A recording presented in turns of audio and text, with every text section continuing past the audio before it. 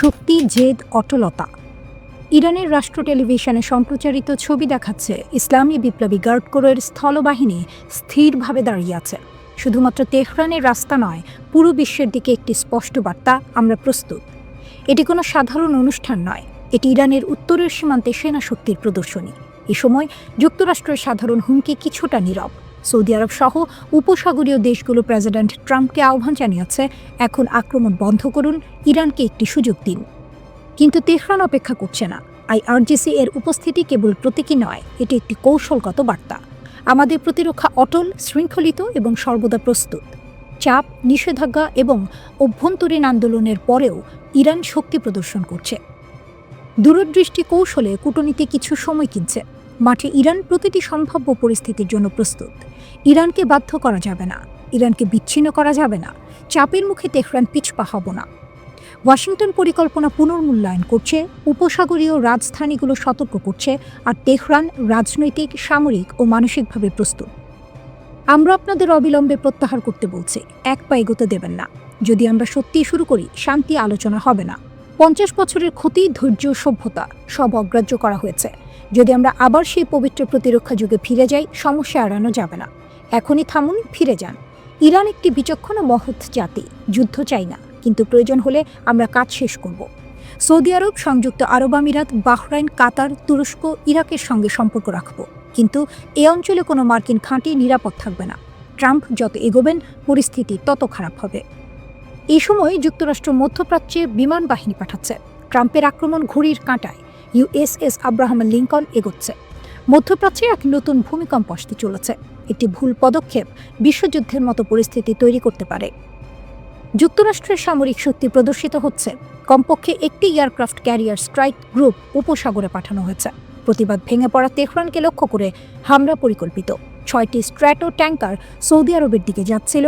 একই সময়ে কাতারের আল উদেদ বিমান ঘাঁটি থেকে কিছু মার্কিন কর্মী সরানো হচ্ছে। এটি ছিল গত বছরের প্রতিশোধের মতোই সম্ভাব্য লক্ষ্য। ইরান বারবার সতর্ক করেছে যে কোনো মার্কিন হস্তক্ষেপ উপসাগরের ঘাঁটিতে হামলা করবে।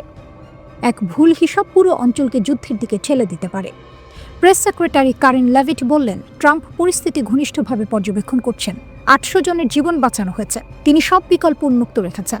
ট্রাম্পও নিজেই জানিয়েছেন, নিষ্পত্তি নিশ্চিত নয়, পরিস্থিতি চলমান, আমরা দেখব। পাশাপাশি সৌদি আরব, কাতার এবং ওমান যুক্তরাষ্ট্রকে সতর্ক করছে, আক্রমণ পুরো অঞ্চলকে অস্থির করতে পারে। আল উদেদ ঘাঁটির সতর্কতা স্তর কমেছে। বিমান এবং কর্মীরা ধীরে ধীরে ফিরে আসছে।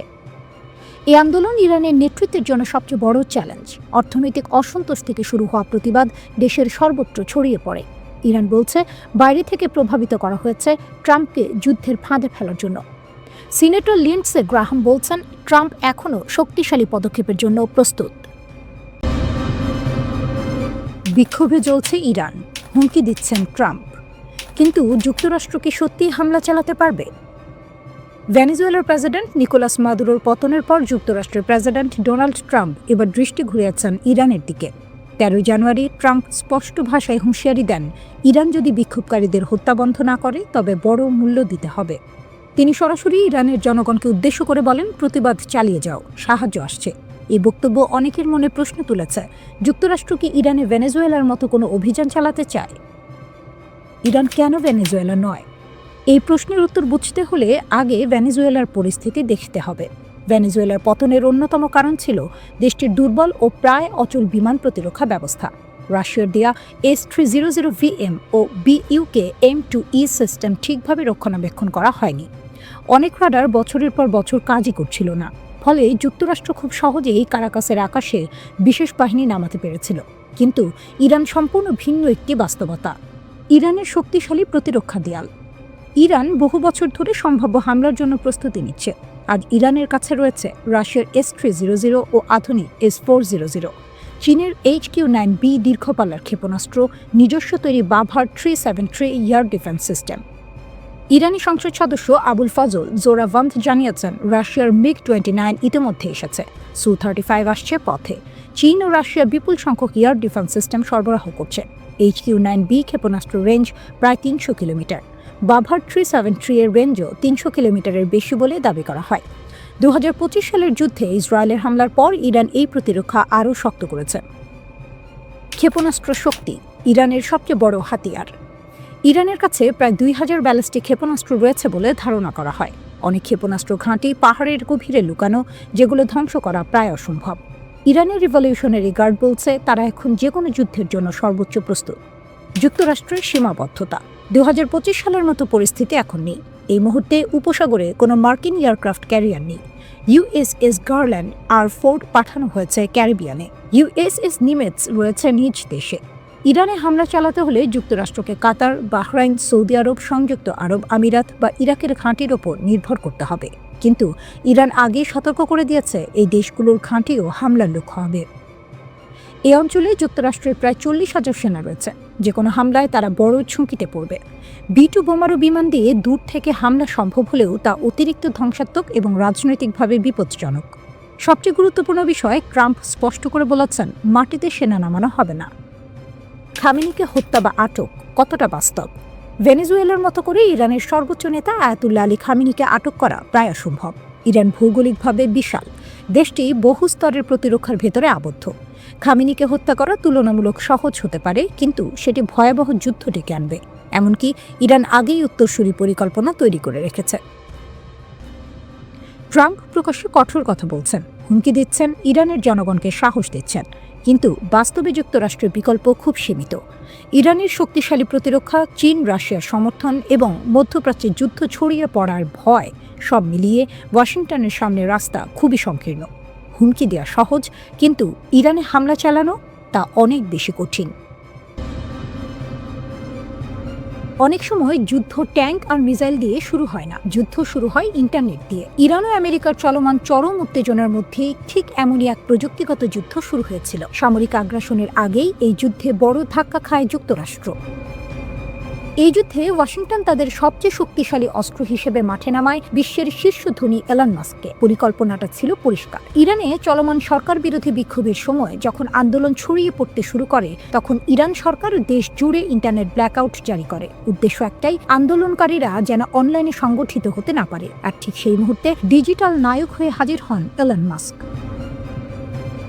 ওয়াশিংটনের সবুজ সংকেত পেয়ে তিনি ঘোষণা দেন ইরানে স্টারলিংক স্যাটেলাইট ইন্টারনেট চালু করা হবে। আমেরিকার ধারণা ছিল ইরান সরকার ব্রডব্যান্ড, মোবাইল ডেটা বন্ধ করলেও আকাশ থেকে আসা স্যাটেলাইট সিগন্যাল তারা থামাতে পারবে না। অর্থাৎ তেহরানের সেন্সরশিপের দেয়াল ভাঙতে স্টারলিংককে অস্ত্র হিসেবে ব্যবহার করা হবে। অনেকেই ভেবেছিলেন ইরানের মতো একটি দেশের পক্ষে আধুনিক স্যাটেলাইট ইন্টারনেট ঠেকানো সম্ভব নয়। কিন্তু এখানেই সবাই ভুল করেছিল। ইরান শুধু প্রস্তুতি ছিল না, তারা দেখিয়ে দিয়েছে প্রযুক্তিগত যুদ্ধে তারা কতটা এগিয়ে। ইরান সরকার কেবল ফিজিক্যাল ইন্টারনেট বন্ধ করেই থেমে থাকেনি, বরং তারা সরাসরি স্টারলিংক সিস্টেমকে অচল করে দেয়। কিভাবে? উত্তরটা হলো ইলেকট্রনিক ওয়ারফেয়ার। ইরানের সামরিক বাহিনী নির্দিষ্ট এলাকায় স্টারলিংকের ব্যবহৃত ফ্রিকোয়েন্সি জ্যাম করে দেয়। এর ফলে স্যাটেলাইট আকাশে থাকলেও মাটিতে থাকা টার্মিনালগুলো সিগন্যাল রিসিভ করতে পারেনি। স্টারলিংক চালাতে যে ডিশ বা টার্মিনাল দরকার, সেগুলো যখনই সিগন্যাল পাঠানোর চেষ্টা করেছে, ইরানের রেডিও ফ্রিকোয়েন্সি ট্র্যাকিং সিস্টেম সেগুলো শনাক্ত করে ফেলেছে। অর্থাৎ কে কোথায় স্টারলিংক ব্যবহার করছে তা ইরান আগেই বুঝে গেছে। ফলে শুধু ব্যবহারকারীরাই নয়, এই ঘটনায় অপ্রস্তুত হয়ে পড়ে আমেরিকাও। কারণ যে পরিকল্পনা নিয়ে স্টারলিংক নামানো হয়েছিল, সেটাই কার্যত ব্যর্থ হয়ে পড়ে। বিক্ষোভকারীরা ইন্টারনেট না পেয়ে বড় আকারে সংগঠিত হতে পারেনি। ডিজিটাল সংযোগ ভেঙে পড়ায় আন্দোলনের গতি কমে যায়। এই ঘটনার মাধ্যমে একটি বিষয় খুব পরিষ্কার হয়ে যায়, ইরান কেবল আধুনিক মিসাইল আর ড্রোনের উপর নির্ভরশীল নয়, গত কয়েক দশকে তারা সাইবার সিকিউরিটি ও ইলেকট্রনিক ওয়ারফেয়ারে ব্যাপক বিনিয়োগ করেছে। ইসলামী বিপ্লবের পর থেকে নিষেধাজ্ঞা, চাপ আর বিচ্ছিন্নতার মধ্যেও ইরান নীরবে নিজেদের প্রযুক্তিগত সক্ষমতা গড়ে তুলেছে। আর সেই সক্ষমতার মুখে এলন মাস্কের মতো টেক জায়ান্ট এবং আমেরিকার মতো সুপার পাওয়ার একসঙ্গে দাঁড়িয়েও ডিজিটাল দেয়াল ভাঙতে পারেনি। এই ঘটনায় বিশ্ব বুঝে গেছে ইরানকে শুধু অস্ত্রের হিসাব দিয়ে বিচার করলে ভুল হবে। কারণ আধুনিক যুদ্ধে সিগন্যাল, ডেটা, ফ্রিকোয়েন্সি আর সাইবার নিয়ন্ত্রণ সবই এখন অস্ত্র। আর সেই অস্ত্রের লড়াইয়ে ইরান যে মোটেও পিছিয়ে নেই, এই স্টারলিংক ঘটনাই তার সবচেয়ে বড় প্রমাণ। ইরান এখন রুদ্ধশ্বাস এক সন্ধিক্ষণে দাঁড়িয়ে। রাস্তায় আগুন, স্লোগান, ভাঙচুর।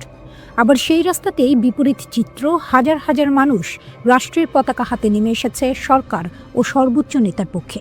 দেশ জুড়ে চলমান বিক্ষোভের মধ্যে ইরান কার্যত দুই ধারায় বিভক্ত। সরকারপন্থী সমাবেশে অংশ নেওয়া অনেকেই বলছেন তারা শুরুতে বিক্ষোভী ছিলেন, কিন্তু পরিস্থিতি যখন নিয়ন্ত্রণের বাইরে যেতে শুরু করে তখন তারা সরে দাঁড়ান। তাদের ভাষায় এটা আর প্রতিবাদ নেই, এটা বিশৃঙ্খলা।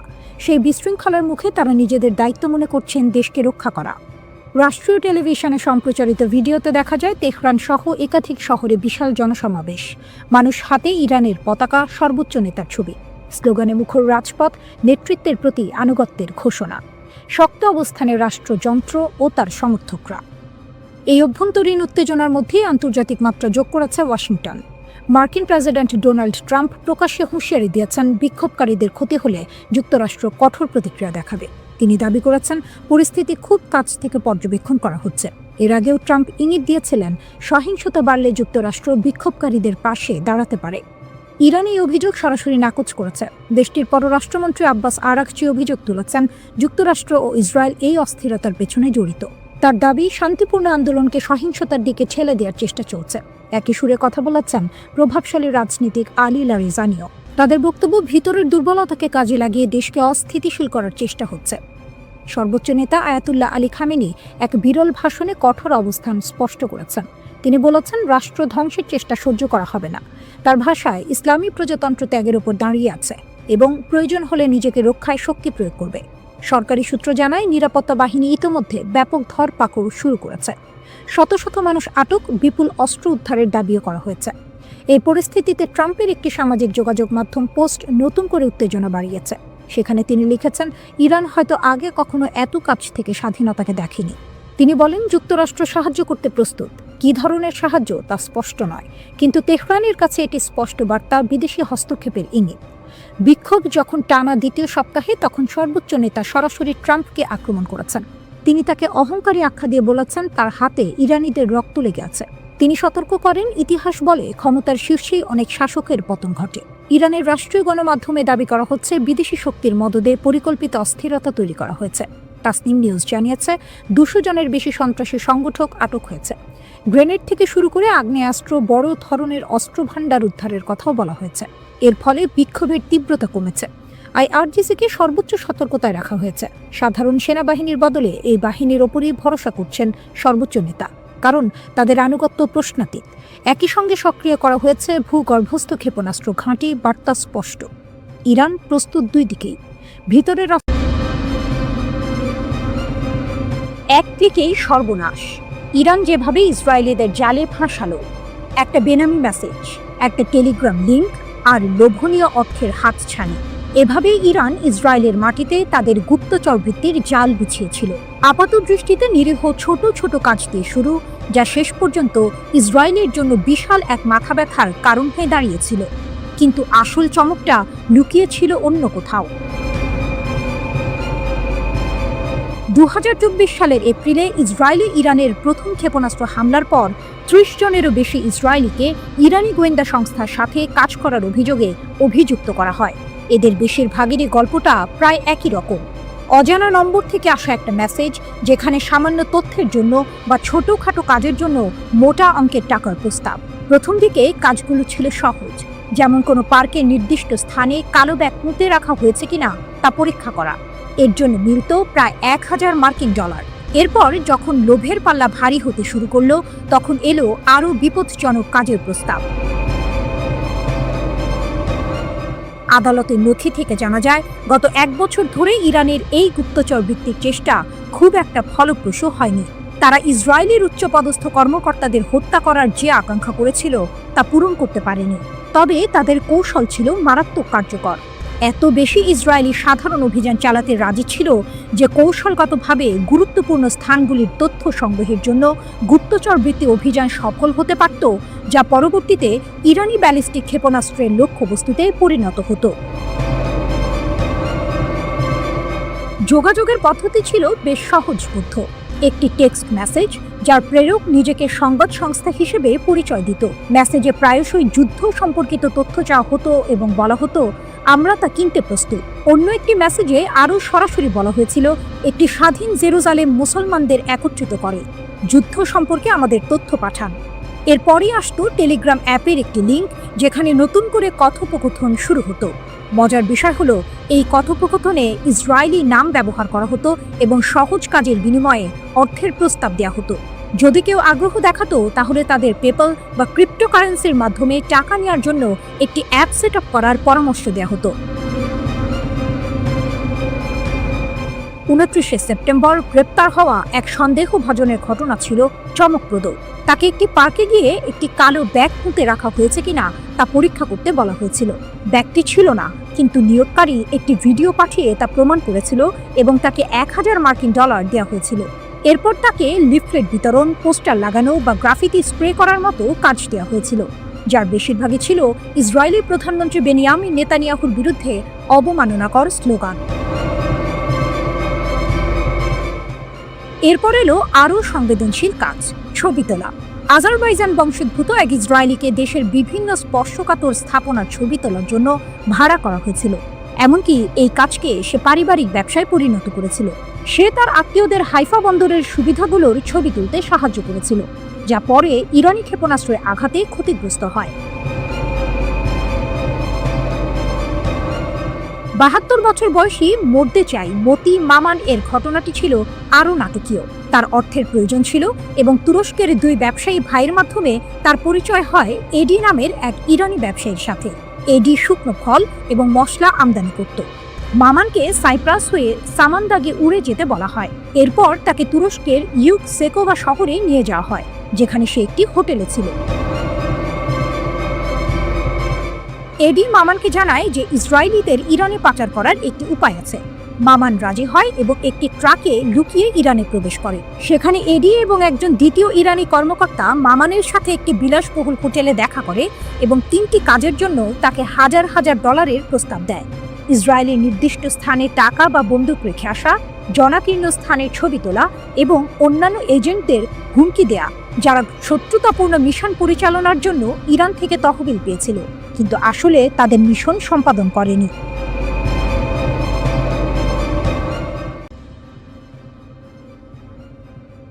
ইসরায়েলের সামরিক ঘাঁটিতে ইরানের ভয়াবহ আঘাত, স্যাটেলাইট তথ্যে চাঞ্চল্যকর মোড়। দীর্ঘ 12 দিনের সংঘাত শেষে ইসরায়েল দাবি করেছিল ইরানের ছোড়া প্রায় 84% ক্ষেপণাস্ত্রই প্রতিহত করা হয়েছে, কিন্তু স্যাটেলাইট চিত্র যেন ভিন্ন গল্প বলছে। টেলিগ্রামের এক প্রতিবেদন অনুযায়ী ওরেগন স্টেট ইউনিভার্সিটির গবেষকদের বিশ্লেষণ করা স্যাটেলাইট চিত্র থেকে জানা গেছে গত মাসে ইরান অন্তত 5টি ইসরায়েলি সামরিক স্থাপনায় সফলভাবে আঘাত হেনেছে। এর মধ্যে রয়েছে উত্তর, মধ্য ও দক্ষিণ ইসরায়েলের গুরুত্বপূর্ণ লক্ষ্যবস্তু, এমনকি একটি গোয়েন্দা তথ্য সংগ্রহ কেন্দ্র এবং একটি লজিস্টিক ঘাঁটিও।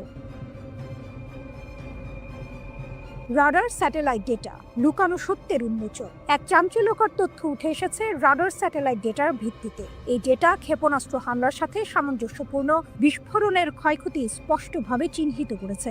ইসরায়েলি সামরিক বাহিনী কঠোর সেন্সরশিপ আইনের কারণে এই হামলার তথ্য আগে প্রকাশ করেনি। এমনকি যোগাযোগ করা হলে ইসরায়েলি সেনাবাহিনী এই বিষয়ে কোনো মন্তব্য করতে অস্বীকৃতি জানিয়েছে। ইসরায়েলি সামরিক সেন্সরশিপ আইন সক্রিয় সংঘাতের সময় সংবেদনশীল নিরাপত্তা তথ্য প্রকাশে কঠোর বিধিনিষেধ আরোপ করে, যা এই গোপনীয়তার মূল কারণ। বিমান প্রতিরক্ষা ব্যবস্থার দুর্বলতা, কৌশলগত বিপর্যয়। টেলিগ্রাফের প্রতিবেদন আরও বলছে, সংঘাতের প্রথম 8 দিনে ইরানের ক্রমবর্ধমান সংখ্যক ক্ষেপণাস্ত্র ইসরায়েলের বহুল আলোচিত বিমান প্রতিরক্ষা ব্যবস্থায় সফলভাবে প্রবেশ করেছে। বিশ্লেষকরা মনে করছেন সীমিত ইন্টারসেপ্টর ক্ষেপণাস্ত্র সরবরাহ, ইরানের আরও উন্নত প্রযুক্তি অথবা আক্রমণ কৌশলের পরিবর্তনের কারণে এটি ঘটেছে। ইরান ইসরায়েলের বিমান প্রতিরক্ষা ব্যবস্থাকে পরাজিত করার জন্য এক অভিনব কৌশল ব্যবহার করেছে, ড্রোন এবং ক্ষেপণাস্ত্র হামলা। এই কৌশল অনুযায়ী আত্মঘাতী ড্রোনগুলো প্রথমে নিক্ষেপ করা হয়, যা ইসরায়েলি প্রতিরক্ষা ব্যবস্থাকে ব্যস্ত ও বিভ্রান্ত করে তোলে। যখন প্রতিরক্ষা ব্যবস্থা ড্রোনগুলোকে প্রতিহত করতে ব্যস্ত থাকে, তখন মূল ক্ষেপণাস্ত্রগুলো সফলভাবে লক্ষ্যবস্তুতে আঘাত হানে। নাম প্রকাশ না করার শর্তে টেলিগ্রাফকে একজন জ্যেষ্ঠ ইরানি কর্মকর্তা বলেছেন, এই ড্রোন ব্যবহার ছিল ইসরায়েলি প্রতিরক্ষা ব্যবস্থাকে পরাস্ত করার একটি ইচ্ছাকৃত কৌশল। ড্রোন নিক্ষেপের মূল লক্ষ্য হলো তাদের সিস্টেমগুলোকে ব্যস্ত রাখা, ওই কর্মকর্তা বলেন। সংঘাতের অপ্রত্যাশিত বাঁক, ইরানের প্রতিশোধ ও মার্কিন যুক্তরাষ্ট্রের হস্তক্ষেপ। 13 জুন ইসরায়েলি সরকার ইরানের বিরুদ্ধে বেআইনি আগ্রাসন শুরু করে, যার ফলে অনেক জ্যেষ্ঠ কমান্ডার, পারমাণবিক বিজ্ঞানী এবং সাধারণ নাগরিক নিহত হন। এর প্রতিক্রিয়ায় ইরান 24 ঘন্টারও কম সময়ের মধ্যে ক্ষেপণাস্ত্র ও ড্রোন হামলা চালিয়ে প্রতিশোধ নেয়। এরপর ট্রু প্রমিস ট্রি এর অধীনে ধারাবাহিক প্রতিশোধমূলক অভিযান চালানো হয়। যুদ্ধ আরও তীব্র হয় যখন 22 জুন মার্কিন যুক্তরাষ্ট্র ইসরায়েলের পক্ষে যুদ্ধে প্রবেশ করে। মার্কিন বোমারু বিমান আন্তর্জাতিক আইন লঙ্ঘন করে 3টি ইরানি পারমাণবিক স্থাপনায় আঘাত হানে। এর জবাবে ইরান আত্মরক্ষার জন্য কাতারের আল উদেইদ বিমান ঘাঁটিতে ক্ষেপণাস্ত্র হামলা চালায়, যা পশ্চিম এশিয়ার বৃহত্তম মার্কিন সামরিক বিমান ঘাঁটি। অবশেষে যুদ্ধবিধ্বস্ত ইসরায়েলি সরকার 24 জুন একতরফাভাবে একটি যুদ্ধবিরতি চুক্তি মেনে নিতে বাধ্য হয়।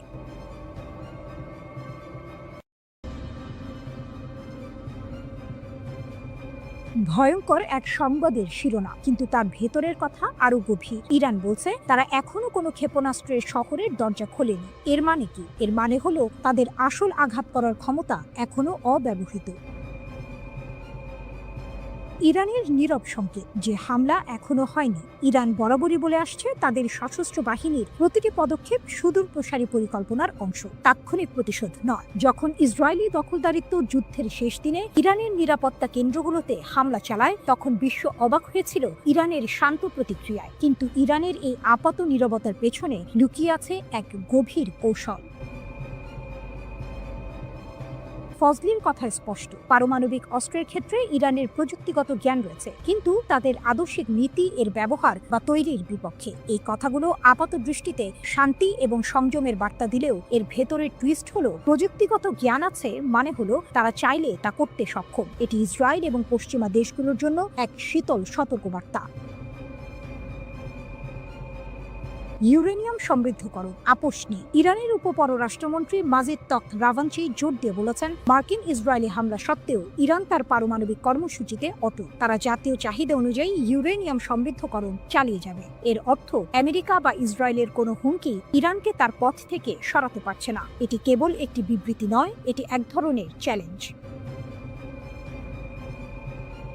তখত রাভাঞ্চি বলেছেন, ইরান সংলাপের জন্য উন্মুক্ত, কিন্তু এখানেও আছে একটি বড় শর্ত। ভবিষ্যতের আলোচনার জন্য আমেরিকার পক্ষ থেকে বিশ্বাসযোগ্য গ্যারান্টি প্রয়োজন। ইরান চায় আমেরিকা তাদের বোঝাক যে আলোচনার সময় তারা সামরিক শক্তি ব্যবহার করবে না। এটি ইরানের পক্ষ থেকে একটি কড়া বার্তা। যদি আমেরিকা ইরানের বিশ্বাস অর্জন করতে না পারে, তাহলে আলোচনার কোনো সম্ভাবনাই নেই। এই শর্তটি অত্যন্ত গুরুত্বপূর্ণ, কারণ এটি স্পষ্ট করে দিচ্ছে যে ইরান শুধুমাত্র কথার কথা নয়, কাজের প্রমাণ চাইছে। আসল টুইস্ট হলো, ইরান যখন বলছে তারা এখনো কোনো ক্ষেপণাস্ত্র শহরের দরজা খোলেনি, তার মানে হলো তাদের প্রকৃত সামরিক সক্ষমতা এখনো অব্যবহৃত। তারা তাৎক্ষণিক প্রতিক্রিয়া দেখাচ্ছে না, কারণ তাদের পরিকল্পনা দীর্ঘমেয়াদী। তারা হয়তো এমন একদিনের জন্য অপেক্ষা করছে যখন তাদের আঘাত হবে অপ্রতিরোধ্য।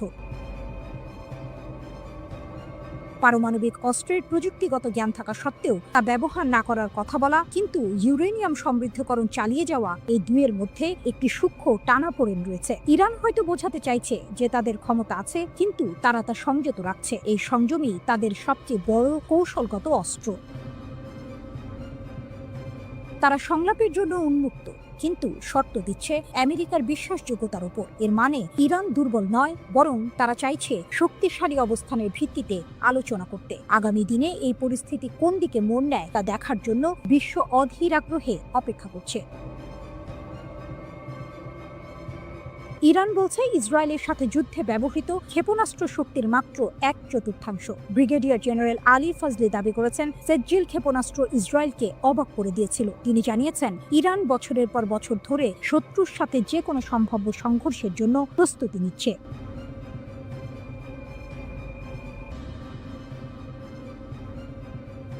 ইসরায়েলের কপালে চিন্তার ভাঁজ। ইরান নাকি এবার ধ্বংসাত্মক আর অভূতপূর্ব জবাব দেবে। ইরানের নতুন হুঁশিয়ারি। ইসরায়েলের কপালে কি আছে? মধ্যপ্রাচ্যের রাজনীতিতে আবারও উত্তাপ ছড়িয়েছে। ইরানের শীর্ষ সামরিক কর্মকর্তারা ইসরায়েলের বিরুদ্ধে কড়া হুঁশিয়ারি দিয়েছেন।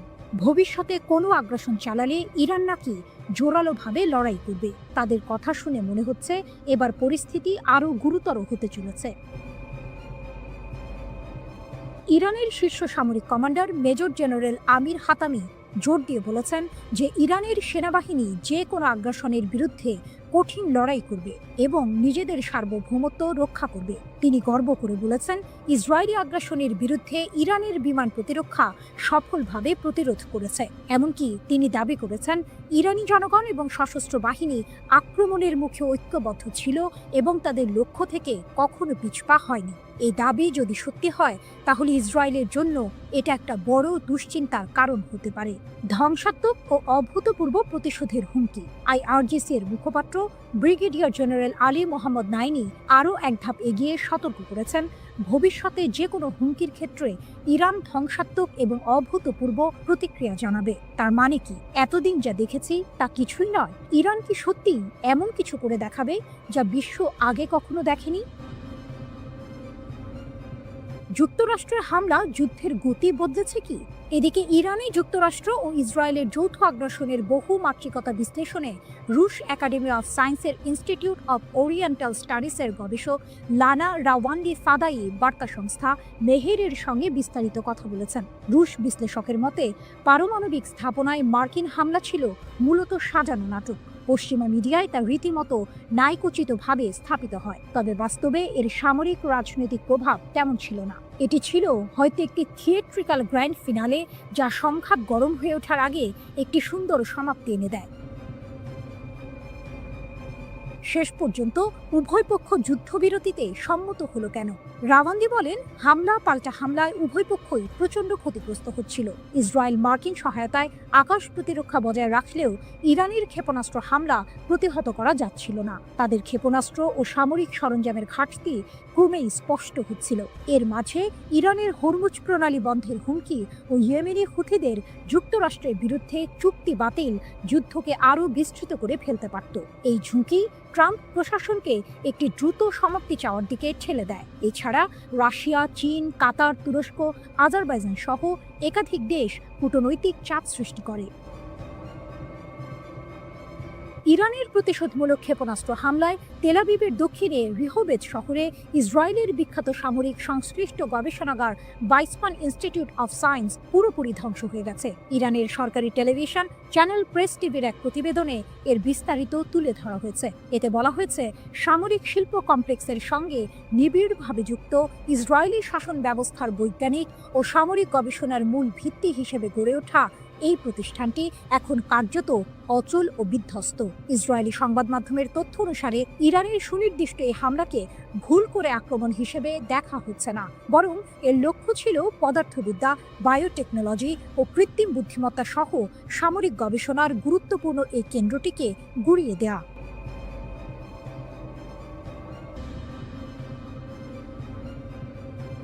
গরম খবর, আবারও উত্তপ্ত মধ্যপ্রাচ্য।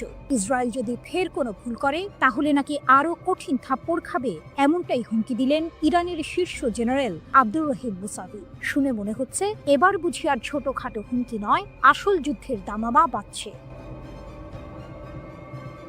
লেবাননের একটি টিভি চ্যানেলে দেওয়া সাক্ষাৎকারে ইরানের সশস্ত্র বাহিনীর প্রধান major general Abdur Rahim Musavi সরাসরি হুমকি দিয়েছেন ইসরায়েলকে। তার কথা পরিষ্কার, গত মাসে ইসরায়েল আর আমেরিকার হামলার জবাবে ইরান নাকি তাদের সব শক্তি ব্যবহার করেনি, অর্থাৎ যা হয়েছে তা নাকি ছিল শুধু ট্রেলার। যদি ইসরায়েল আবার একই ভুল করে, তাহলে ইরান জাতি আর তাদের সেনাবাহিনী নাকি ইসরায়েলকে আরও কঠিন থাপ্পড় দেবে। 13ই জুন ইসরায়েল বিনা প্ররোচনায় ইরানের ওপর হামলা চালায়। সেই হামলায় সামরিক কমান্ডার থেকে শুরু করে পরমাণু বিজ্ঞানী, এমনকি সাধারণ মানুষও মারা যান। এর এক সপ্তাহ পর যুক্তরাষ্ট্র যুদ্ধে নেমে পড়ে। আন্তর্জাতিক আইন, জাতিসংঘ সনদ সবকিছু তোয়াক্কা না করে তারা ইরানের 3টি পরমাণু স্থাপনায় বোমা হামলা চালায়।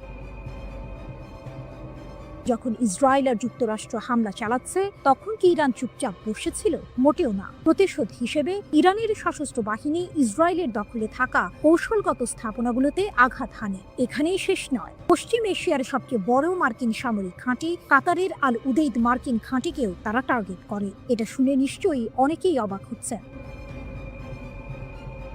ইরান এতদিন ধরে শুধু হুমকি দিয়ে আসছিল, কিন্তু এবার তারা সরাসরি পাল্টা হামলা চালিয়েছে। 24 জুন ইরান সফলভাবে প্রতিশোধমূলক অভিযান চালিয়ে ইসরায়েল এবং যুক্তরাষ্ট্রের হামলা বন্ধ করতে সক্ষম হয়। শীর্ষ জেনারেলের দাবি, ইসরায়েল নাকি যুদ্ধবিরতির জন্য অনুরোধ করতে বাধ্য হয়েছিল যাতে তারা নিজেদের গুছিয়ে নিতে পারে। এই তথ্য যদি সত্যি হয় তাহলে পরিস্থিতি কিন্তু আরো ঘোলাটে, কারণ এতদিন আমরা যা জেনে এসেছিলাম তার চেয়ে আসল চিত্রটি হয়তো আরো ভিন্ন। যুক্তরাষ্ট্রের প্রত্যক্ষ সমর্থনেই মূলত ইরানে হামলা চালায় যুদ্ধবাজ ইসরায়েল। তবে পরের দিকে এই আগ্রাসন প্রবল প্রতিরোধের মুখে পড়ে এবং শেষ পর্যন্ত আন্তর্জাতিক কূটনীতির মাধ্যমে একটি যুদ্ধবিরতিতে পৌঁছায়। অপ্রকাশিত ক্ষমতা ও নতুন পর্যায়। মেজর জেনারেল মুসাভি আরও সতর্ক করেছেন, যদি যুদ্ধ দীর্ঘায়িত হয় এবং একটি নতুন পর্যায়ে প্রবেশ করে তাহলে ইসরায়েল নাকি ইরানের এমন ক্ষমতা দেখতে পাবে যা এখনো কাজে লাগানো হয়নি, অর্থাৎ ইরান নাকি তাদের আসল শক্তি এখনো দেখায়নি। তিনি এটাও বলেছেন, বছরের পর বছর ধরে ইসরায়েল আর তাদের সমর্থকরা ইরানের ওপর আঘাত হানার জন্য শক্তি সঞ্চয় করে আসছে। তাদের উদ্দেশ্য হলো পরমাণু ইস্যুকে অজুহাত হিসেবে ব্যবহার করে ইরানকে বিভক্ত করা, কিন্তু ইরান তাদের মৌলিক নীতি থেকে কখনো সরে আসবে না, যার মধ্যে ফিলিস্তিন ও তাদের জনগণের প্রতি সমর্থনও রয়েছে। তাহলে কি ইসরায়েল আর ইরান আবারও একটি বড় যুদ্ধের দিকে এগোচ্ছে?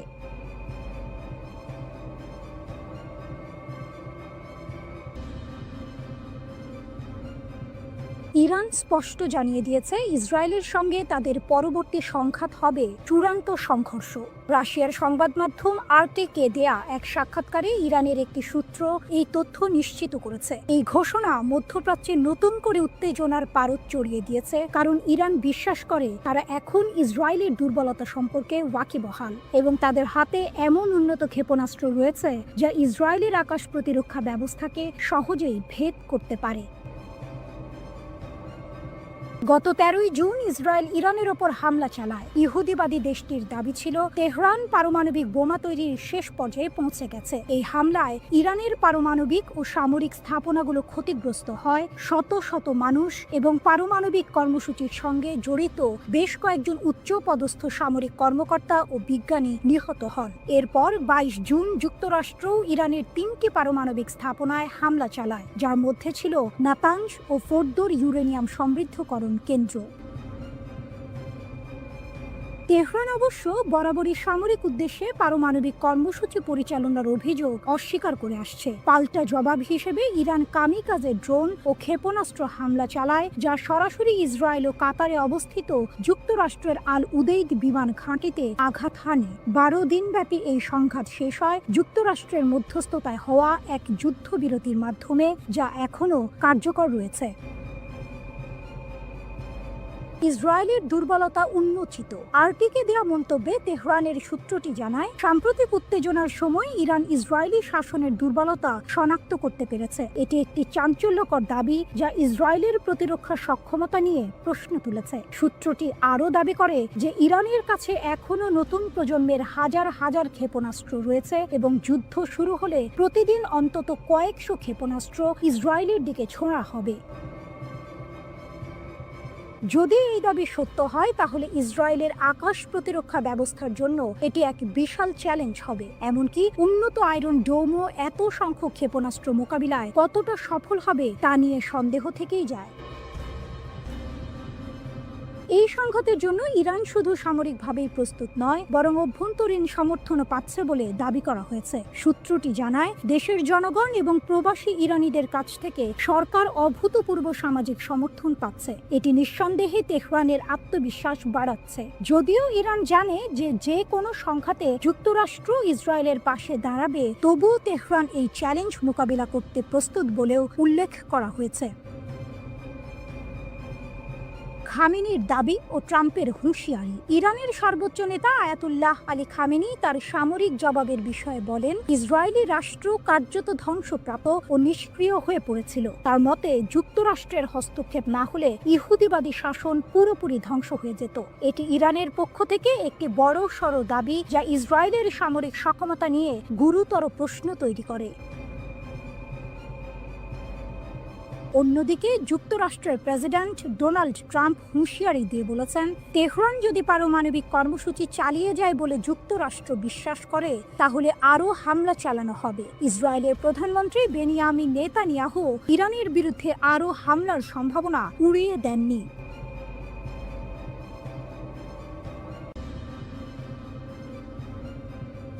মোসাদ এজেন্টদের জালে ইরান, বিপুল অস্ত্রসহ গ্রেপ্তার 50।